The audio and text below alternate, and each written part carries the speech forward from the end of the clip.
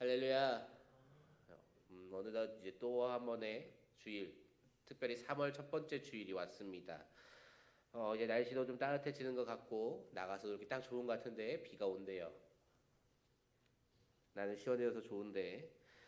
그런 날 우리는 단합회로 나갑니다. 다행히 실내에서 하니까 많이 참여하면 좋겠습니다. 성경에 예수님 이야기를 다루는 책이 있어요. 예수님의 이야기를 다루는 성경이 존재합니다. 이 커다란 성경 안에 또 이제 권별로 따로 나눠서 흔히 공간복음이라고 말을 하는데 예수님이 이제 등장하셔서 행적을 보여주고 예수님 어떠한 말씀이 기록되는 그러한 책, 우리가 잘 알고 있다시피 마태복음부터 마가복음, 누가복음 그리고 요한복음까지 이 네 권이 참 아주 대표적인 그 예수님의 행적을 드러내고 있는 작성한 기록한 책이죠. 이 네 권의 책에서는 예수님께서 12제자를 부르시는 장면이 나옵니다. 물론 책마다 조금씩 다르게 그 모습이 등장을 합니다. 아무래도 쓴 사람이 다른데 내용이 같아버리면, 네 명의 사람이 썼는데 그 네 권의 책 내용이 다 같아버리면 무엇하러 네 권으로 나눠서 쓰겠어요. 그냥 한 권만 기재하면 되지. 당연히 내용이 다르겠죠. 근데 그 중에서도 이 요한복음이 조금 특히나 더 많은 내용을 가지고 있고 조금 더 구체적이다라는 그러한 특징을 가지고 있어요.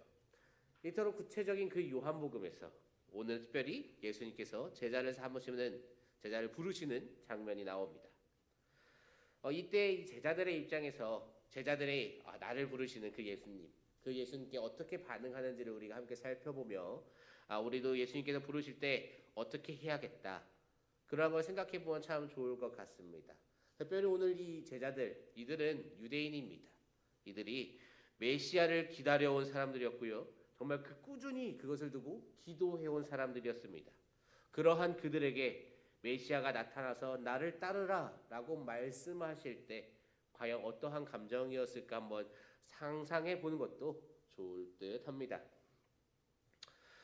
예수님께서 이제 이 제자들, 예수님을 기다려왔고 메시아를 기다려온 그 제자들, 그들을 만나 주십니다. 그 제자들의 반응이 어떠한가요? 물론 저마다 조금씩은 달랐을 수 있겠지만 그들 모두가 다 예수님의 그 부르심에 응했다라는 공통점을 가지고 있죠. 아무도 주님 저는 당신을 따르지 못합니다. 가십시오 라고 한 사람이 없다라는 것이 예수님의 그 제자들이 가지고 있는 공통점일 거예요. 그러한 제자들의 그 반응을 보면서 이 시각 우리 다니엘 청년부도 주님의 그 부르심에 그리고 주님을 기다리는 데 있어서 특별히 재림하실 그 예수님을 우리가 기다리고 있는 가운데 어떠한 마음가짐으로 우리는 이 세상을 살아가야 할까? 그것을 우리가 함께 생각해보고 또 발견해내는 그러한 은혜가 있기를 소망합니다. 먼저 오늘 말씀 한 절을 보고 넘어가면 좋을 것 같습니다. 우리 43절 말씀을 한번 읽어보도록 하겠습니다.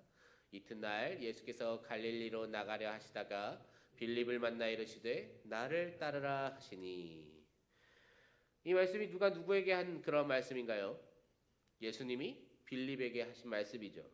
예수님의 말씀에 대한 이 빌립의 반응, 그 반응은 어떠할까요? 빌립은 이 예수님의 말씀에 나를 따르라 하신 그 말씀에 무엇라고 반응할까요? 오늘 말씀에 빌립이 예 주님 하고 대답하는 장면은 특별히 보여지진 않습니다.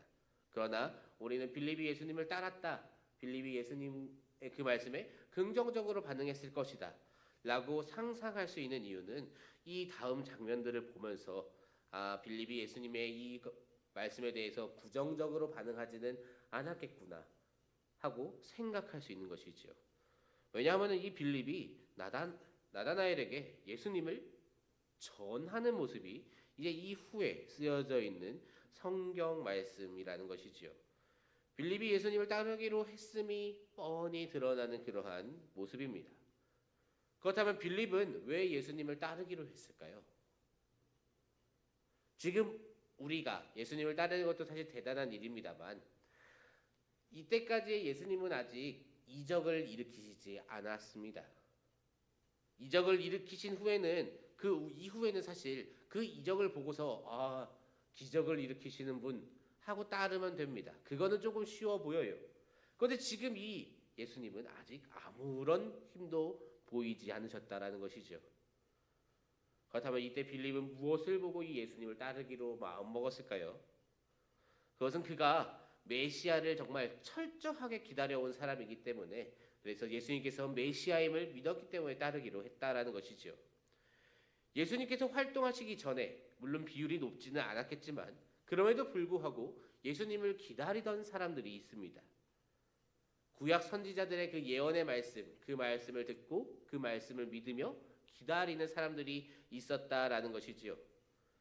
그러한 사람들 중에 한 사람, 그것이 바로 이 빌립이라는 사람이 아니었을까라고 이제 학자들의 그렇게 생각을 하는 것이지요.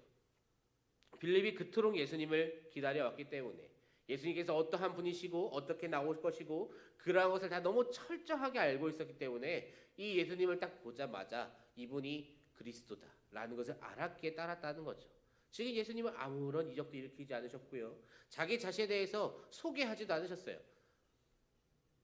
내가 그 말씀이 육신을 입어서 이 땅에 내려온 그 독생자요, 뭐 이런 말씀도 없으십니다. 내가 임마누엘이고 내가 십자가에 못 박혀서 죽을 거고 이러한 발언도 없으셨어요. 그냥 빌립 스스로가 알아서 깨닫고 있는 것이지요. 여기서 조금 더 나아가면 이제 빌립은 예수님을 기다리던 사람이니 예수님께서 나를 따르라 한 그 말씀에 따랐을지도 모르겠습니다. 나다나엘은 어떤가요? 우리 오늘 보면 45절 말씀도 한번 읽어볼까요? 빌립이 나다나엘을 찾아 이르되 모세가 율법에 기록하였고 여러 선지자가 기록한 그 일을 우리가 만났으니 요셉의 아들 나사렛 예수니라.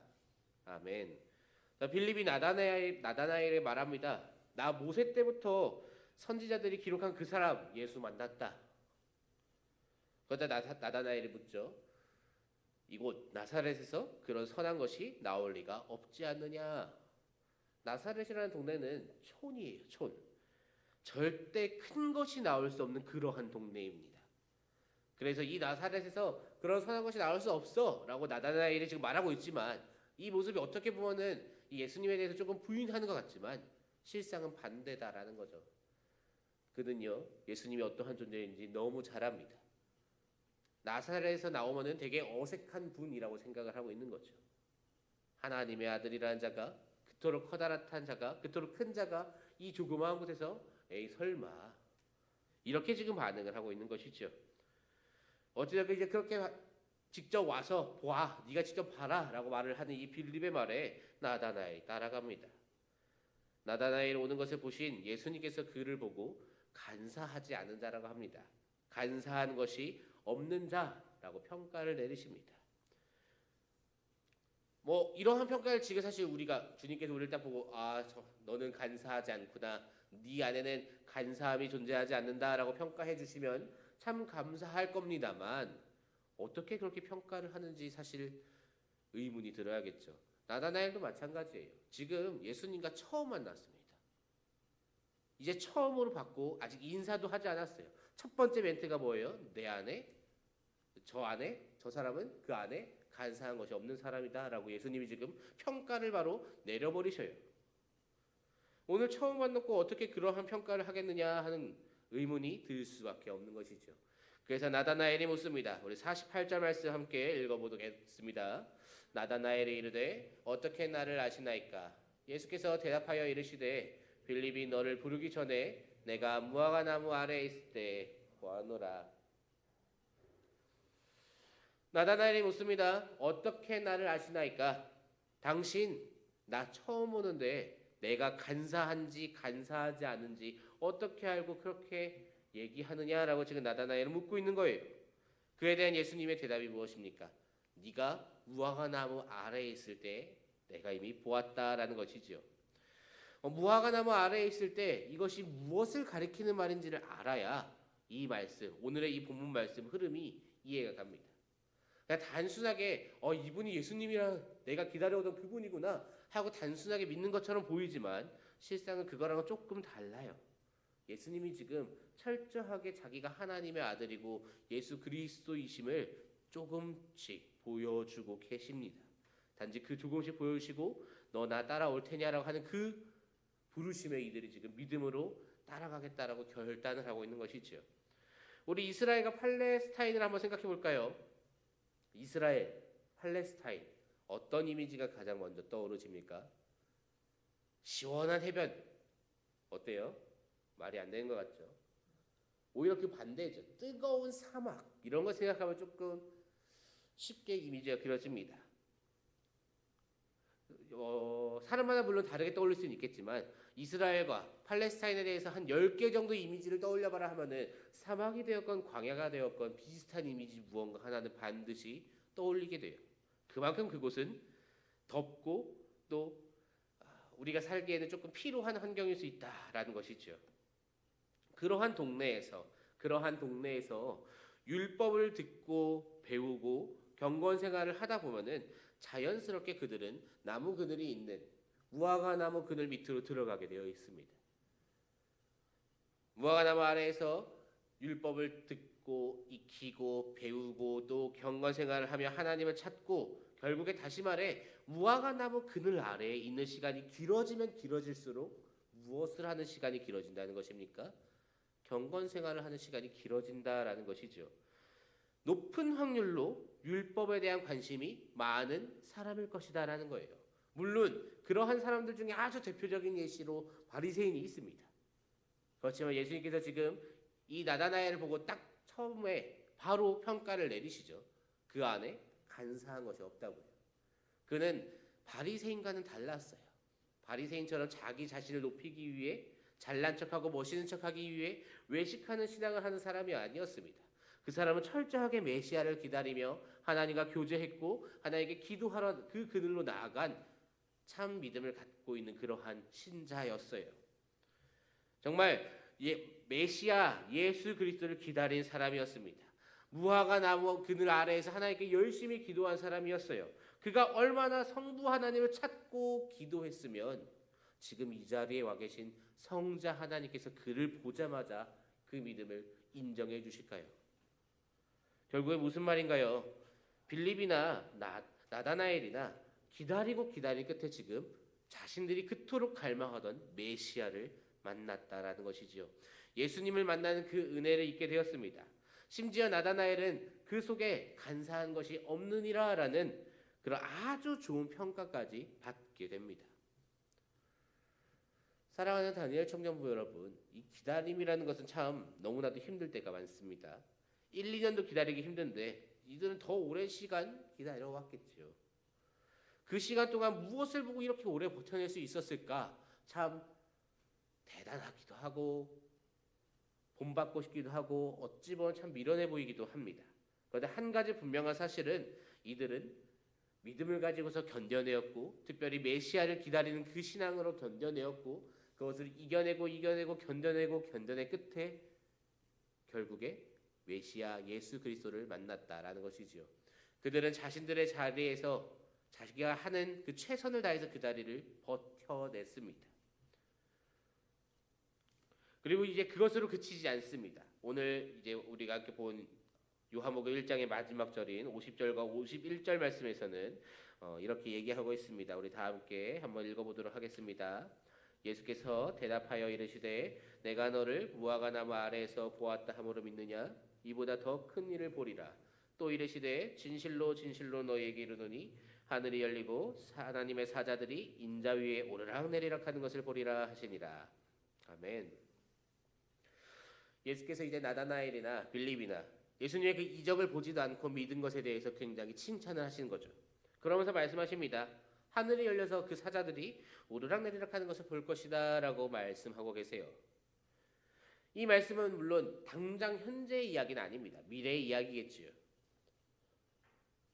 그런데 확실한 건 무엇인가요? 믿음으로 인내하는 자들은 이러한 모습까지 볼 수 있을 것이다 라고 지금 더 큰 일에 대해서 이야기하고 계십니다. 우리는 이 오르락내리락 하는 그것을 성경에서 한 번 봤습니다. 언제 보았나요? 저 앞에 창세기에서 야곱이 잠잘 때 그때 천사가 오르락내리락 하는 것을 보았습니다. 그 꿈을 꾸고 야곱이 그곳에다가 이름을 지어요. 무엇라고 짓나요? 뭐라고 지을까요? 뭐라고 지을까요? 난 몰라요. 뭐라고 지을까요? 여기 원고에 안 쓰여 있습니다. 뭐라고 지었을까요? 두 글자인 것 같은데.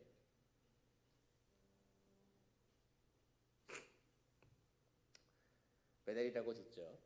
무슨 뜻인가요, 그것이? 하나님의 집이라는 뜻이죠. 결국 오늘 예수님께서 하신 말씀이 무엇인가요? 내가 이적을 일으키지 않고 믿는 너희들, 끝까지 믿음을 가지고 지켜온 너희들은 결국에 무엇을 보겠다는 겁니까? 하나님의 집까지도 보게 될 것이다라는 것이지요. 빌립과 나다나엘이 믿음으로 기다렸을 때 주님을 만난 것처럼 우리도 믿음으로 인내하고 기다렸을 때 무엇이 주어집니까? 하나님의 집이 동일하게 주어질 줄로 믿습니다. 우리가 신앙을 지켜야 하는 이유는 다른 데 있지 않아요. 우리가 신앙생활을 하면서 이겨낼 수 있는 이유 또한 다른 데 있지 않습니다. 우리의 소망이 이 땅에 있는 것이라면 믿음을 버려야죠. 이 땅을 지켜내기 위해서 믿음을 버려야 됩니다.